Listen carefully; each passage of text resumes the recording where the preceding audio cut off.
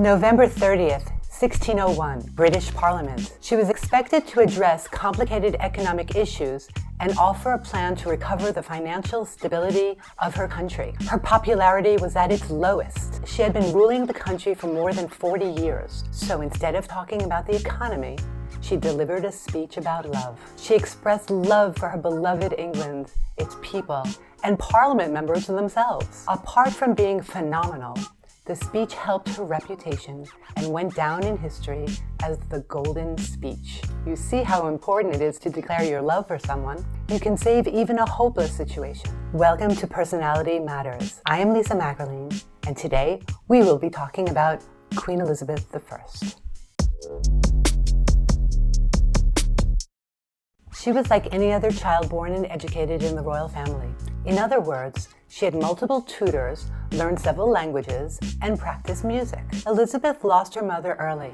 In fact, her mother was executed by the orders of her father, King Henry VIII, on suspicions of adultery and conspiracy. Do not forget, that was the 16th century.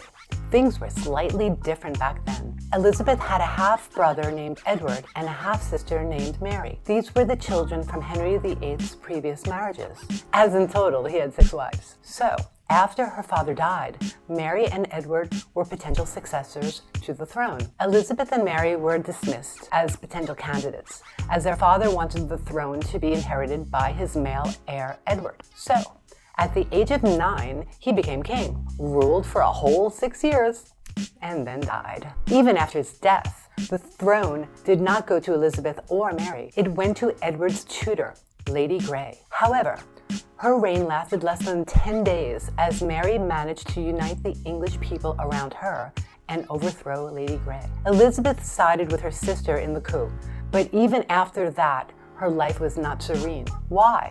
It was a bit more complicated than a simple family conflict. The thing is that before Mary, Henry VIII separated the Church of England from the Pope. When she came to power, she wanted England to adhere again to the Roman Catholic Church, which was not really welcomed by lots of English Protestants. Things became even worse when Mary married Spanish Catholic King Philip II.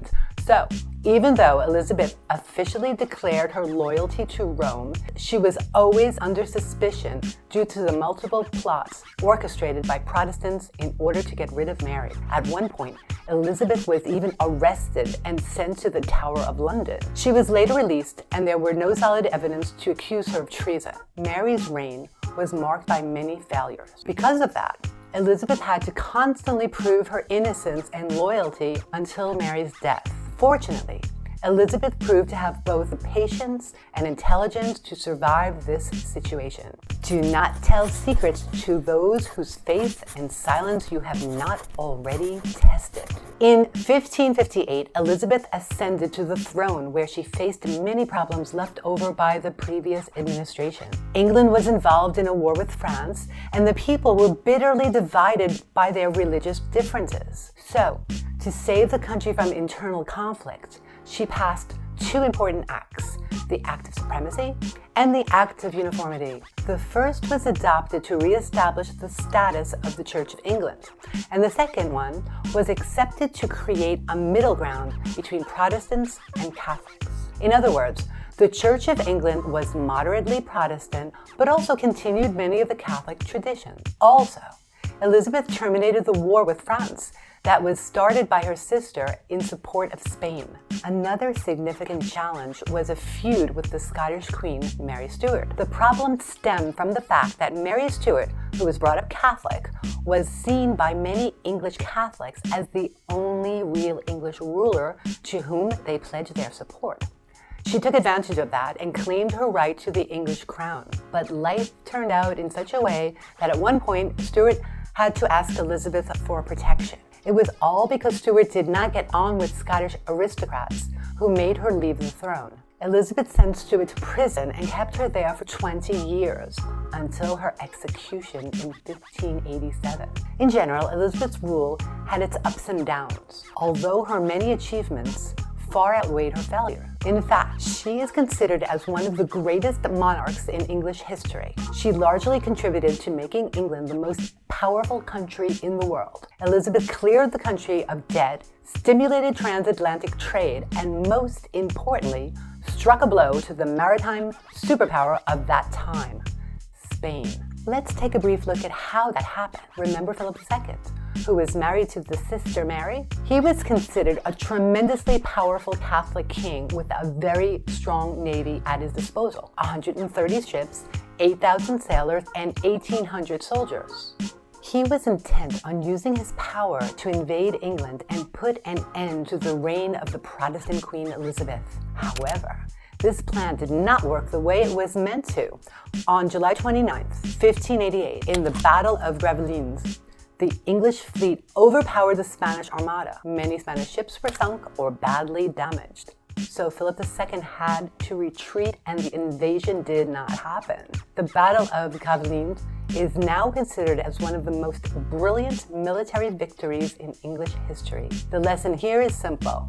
Never overestimate your talents, even if you command the most powerful navy in the world. In addition to her great leadership skills, Elizabeth was also a connoisseur of literature and the arts, for which she greatly patronized. For instance, she invited theater companies to play at her residence, and that in turn added to their reputation. Her government largely supported writers and playwrights, which helped English literature flourish. Some of the most famous writers of the time were William Shakespeare, Ben Jonson, Christopher Marlowe, and Edmund Spenser. Elizabeth never married nor had children, although there were certainly those who sought to marry her. One of them was Philip, whose army she bitterly defeated. Among the other candidates were Archduke Charles of Austria and the future King of France, King Henry III, although the marriage never happened. One suitor who managed to get close to Elizabeth, however, was Robert Dudley. Though gossip and mystery concerning their relationship was rampant, no one really knows how intimate they were. See, no need to show off your personal life on Instagram to excite interest. It is enough to just be a queen. Queen Elizabeth I lived quite a long life for her time and died on March 24th, 1603, at the age of 69. Thank you for watching Personality Matters. We talk about those who made the world. Until next time, I'm Lisa Mackerline.